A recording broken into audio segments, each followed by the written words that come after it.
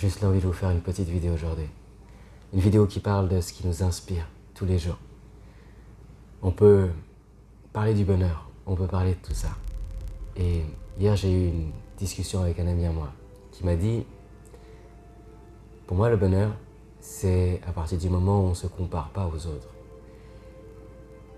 Et c'est une phrase tellement puissante parce qu'en fait, tant qu'on ne se compare pas, on reste dans quelque chose où on a créé quelque chose, on est fier de ce qu'on fait, on est fier de tout ce qu'on a. À partir du moment où on commence à regarder à l'extérieur et à se dire peut-être que cette personne a l'air plus heureuse que moi, peut-être que cette personne a plus que moi, ou j'en sais rien, et à se dévaloriser pour X et une raison. C'est à partir de là qu'on quitte cette énergie de vibration où on est dans un truc où on s'expand et où on se sent bien. On n'a pas besoin d'avoir beaucoup, on n'a pas besoin de... C'est juste se dire, quand on regarde certains peuples ou certains endroits dans le monde, les gens ont peut-être rien, on va dire, dans le matériel, mais ils ont ce bonheur. Et quand on regarde dans les pays les plus riches, c'est comme par hasard les endroits où il y a le plus de taux de suicide. C'est comme par hasard les endroits où les gens sont le moins heureux et sont le moins dans le moment présent, dans cet instant où réellement on vit ici et maintenant, et où on se prend cette responsabilité de se dire « Ok, tout va bien. Aujourd'hui, j'ai la responsabilité et j'ai la possibilité. Cette responsabilité, elle m'offre la possibilité de pouvoir vivre une vie qui m'inspire et de pouvoir faire des choses qui me font plaisir.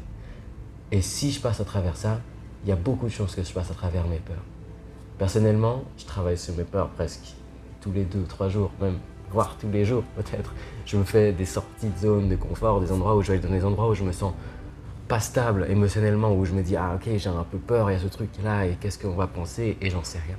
Et en fait, tout ça c'est que des projections, et je pense qu'à partir du moment où on arrive à se recentrer sur qu'est-ce que c'est la réalité, quand on arrive à revenir sur des souvenirs, des choses qu'on a vécues, des traumas, n'importe, des choses, c'est des choses qu'on a réellement vécues. Et par exemple, le fait de trouver des solutions dans notre vie, je pense que si on est amené à trouver des solutions assez petites, où on va vivre des expériences qui vont nous faire vivre ce truc du maintenant on se démerde, on trouve une solution.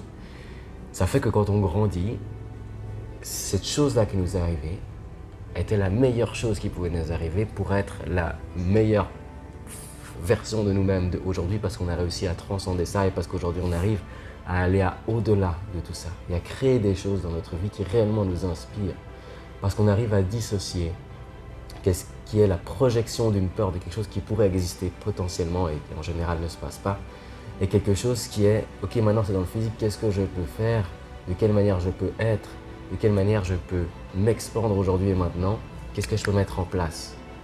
Et en fait, la peur nous paralyse. La peur nous paralyse. Avec la peur, on reste bloqué dans ses projections, par exemple, personnellement.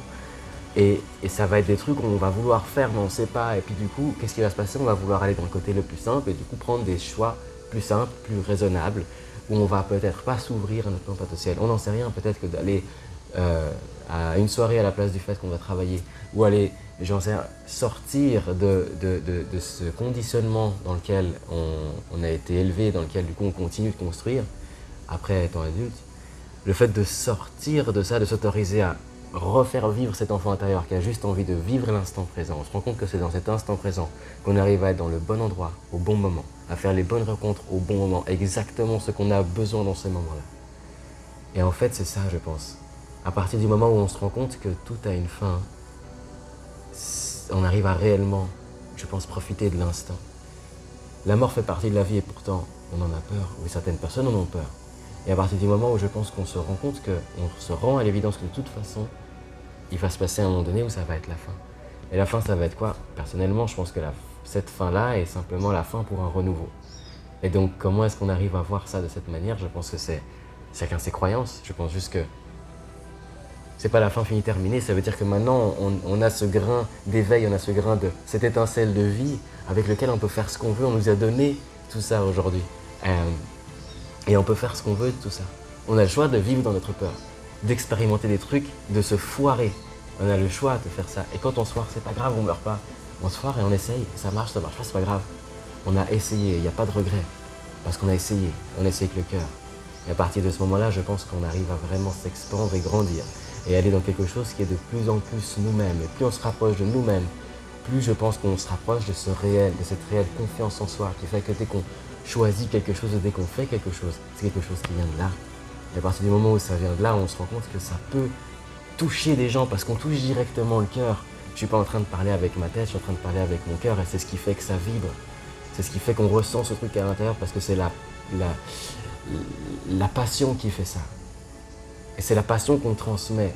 C'est pas ce qu'on fait réellement, mais c'est la passion, c'est quel est l'amour qu'on a dans ce qu'on fait tous les jours. Ça peut être le travail qu'on décide de faire, ça peut être tout ce qu'on décide de faire dans l'art, dans tout ce qu'on décide de faire. Quelle est la passion dans ce qu'on fait? Est-ce qu'on s'autorise à vivre avec suffisamment de passion dans nos vies? Et je pense que c'est la question qu'on peut se poser aujourd'hui. Et si ce n'est pas le cas, comment est-ce que je peux mettre de la place pour y mettre un peu de passion dans ma vie, chaque jour un petit peu plus, et juste de voir que c'est cette passion qui en réalité me nourrit, et que j'ai pas besoin d'autre chose que d'être nourri par la passion. Et toi, quelle est la tienne?